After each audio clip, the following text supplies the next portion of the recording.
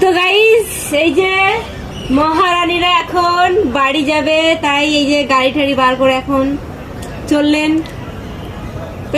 Yes, বাড়ি যাচ্ছি guys. আবার দেখা হবে খুব জলদি হোলির পর। তাড়াতাড়ি হ্যাঁ দেখা হবে, হোলির পরে দেখা হবে। হোলির পরে আমাদের ভালো ভালো আইডিয়া করবে। হ্যাঁ, আমরা স্টোরি টাইম ভিডিও করবো। আর আমি খুব তাড়াতাড়ি দুর্গাপুর যাচ্ছি ইসকন মন্দিরে, তাই তো মোদি? সবাই মিলে যাব ইসকন মন্দিরে, খুব যাওয়ার ইচ্ছে। তো তুমি নিয়ে যাবে, তোমার দায়িত্ব, কারণ দুর্গাপুরটা তোমার। তোমার দুর্গাপুর তো? হ্যাঁ, ইয়েস ইয়েস।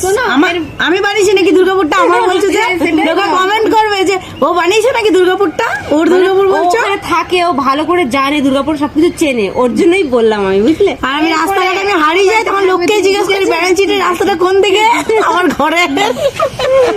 হ্যাঁ, আমি রাতে গেলে ভুলে যাই রাস্তা। সোনালির বাড়ি এসে আমার খুবই ভালো হয়েছে, অনেক এক্সপিরিয়েন্স আছে, কিন্তু খুব মজা করেছি আমি। এটা খুব ভালো, সবাই ভালো। শুধু একটা সমস্যা হয়েছে কি জানো, একটা সমস্যা সত্যি, মানে আমারই ভুল।